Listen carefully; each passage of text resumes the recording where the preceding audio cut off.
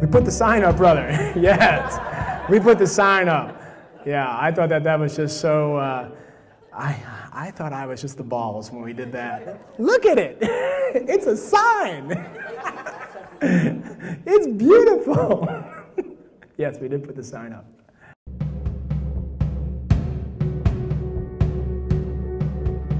I have a black belt in a martial art called Aikido. It's a Japanese martial art, but I've been doing martial arts since 1982. So as a kid growing up, I did some boxing in my parish, and then I ended up moving into baseball, and then in college I fell in love with a young woman. I stopped playing baseball. I should have kept playing baseball, but I was a Japanese studies major, so I wanted some type of recreation that would jive with my academic interest. So I took a karate class. And I met this guy who was loving, he was kind, he moved like a cat, and he was absolutely lethal. And that made me curious.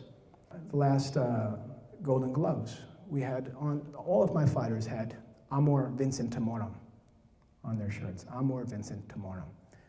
And it's Latin. And I grew up with Jesuits, and I used to study Latin when I was in high school. And it means love conquers fear. Love conquers fear. Whoever loves most wins. And so in Aikido, the Japanese martial art that I do, there are no competitions.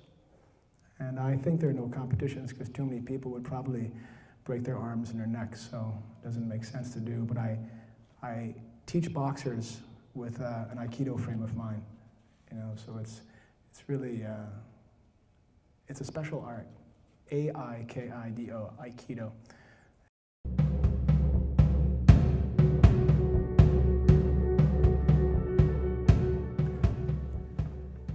Great question. For me, it was caring a lot. If you care about your customer, but even before caring about your customer, care about people. Care about people.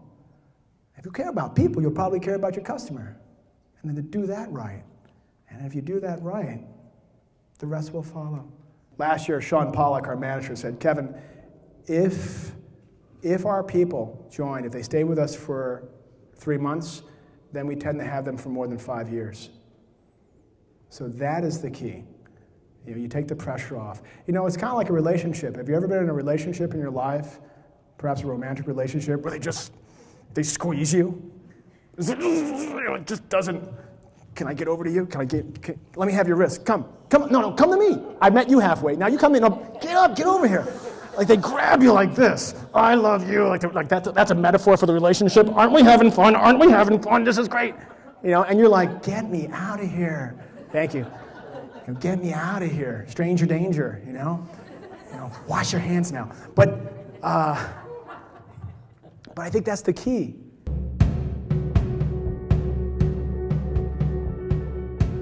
When I started in business, I just knew it would work. Everything just seemed, on paper it's all there, right? It's all there. You figured out on a napkin your business plan, right?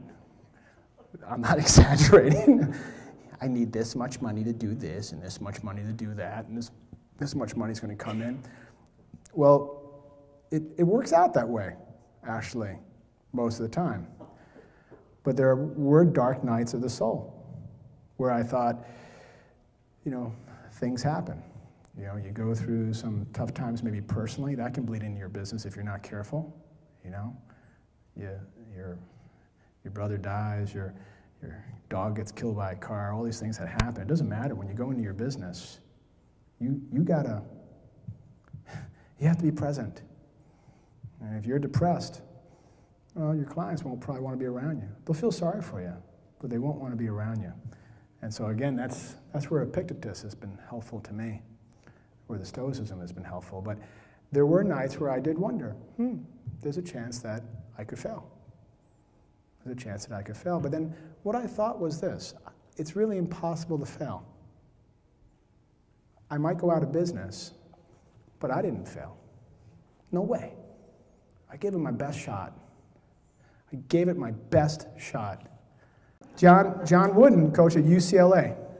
And John Wooden, I remember listening to Abdul-Jabbar, went to my high school, and Bill Walton, all these famous basketball players. There were years that UCLA just didn't lose. They didn't lose a game, one single game. But Wooden, check this out. This is important. Wooden never, ever talked about winning. He never said, we need to win this game. Ever. Amazing. Maybe he's the winningest basketball coach of all time. I'm not really quite sure on that. You can look that up, but the best basketball coach of all time. But what he pursued was excellence. I've stolen John Wooden's stuff. It's influenced me. Wooden just said, if we are prepared, if we do the essential preparation, then everything will fall into place. And so later, Wooden just died last year at the age of 99. Wooden said there were games that we lost. People always talked about our wins. Let me tell you something, he said. There were games that we lost that filled my heart with happiness, that impressed me so much more than our wins. Some of the athletes who were not the best athletes, who took the game to perfection, that's what inspired Wooden. That inspires me. I hope that inspires you.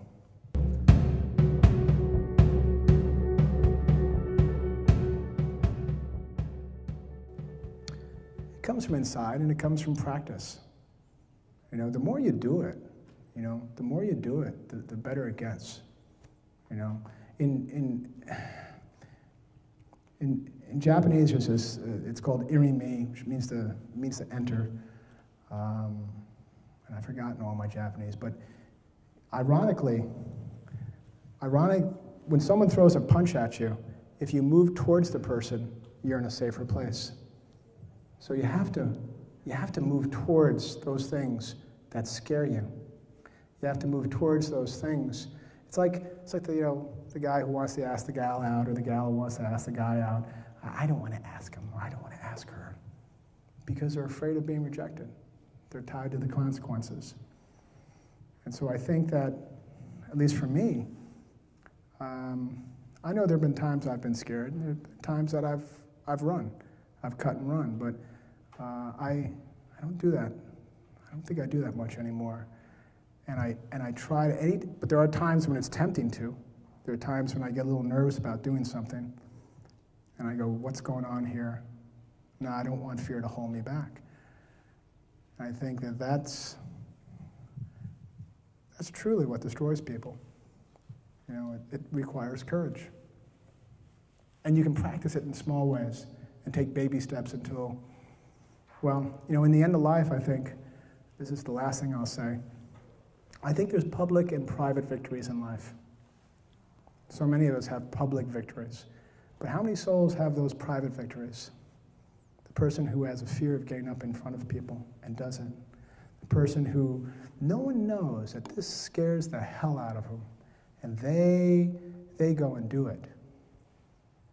Those are the people who I think, at the end of life, the gods will celebrate. It was truly a privilege. I mean that. I mean it on my brother's grave. It was a privilege to be here with you, here, now, in this place, tonight. Thanks.